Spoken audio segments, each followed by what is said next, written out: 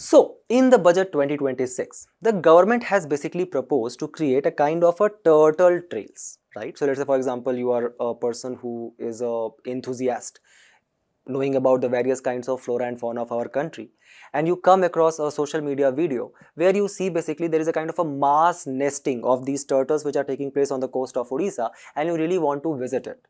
So the government is basically trying to promote such ecotourism through these turtle trails along the key nesting sites in the coastal areas of Odisha, Karnataka and Kerala.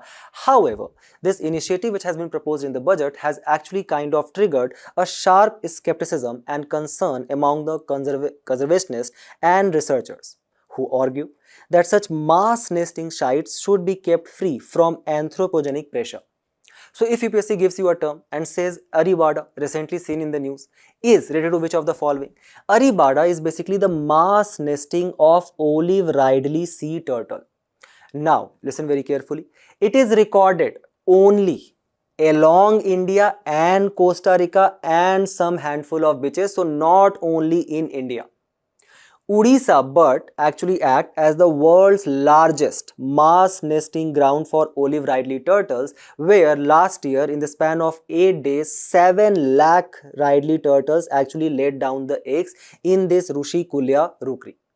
So now look here, this is a kind of one very important aspect, one very important location, and that is Gahirmatha Sanctuary. And then here is the Rushikulya river. On the mouth of it there exists another mass nesting site. So that is Gahirmatha in Kendrapara and Rushikulya in the Ganjam district. The conservationists are saying that please declare these two important areas which are very kind of imperative for the arribada, declare them as a kind of a no-go zone. Government is saying that see, anyway in this Gahirmatha there is a kind of a no outsider is allowed. Why? Because it lies in the proximity of the missile testing range of the Chandipur.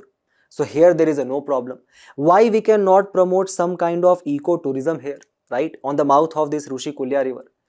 The point is that keep this in mind that this Olive Ridley turtle is actually listed as vulnerable in the IUCN Red List in Appendix 1 of the sites and in the Schedule 1 of the WPA 1972, under which the government has to ensure to provide them the highest level of protection. Now this is your Olive Ridley turtle, the smallest and the most abundant of all sea turtle species. The other sea turtles in our country include green sea turtle, hawksbill, leatherback turtle and loggerhead turtle. Their habitat in India traditionally found in large numbers on the eastern coast.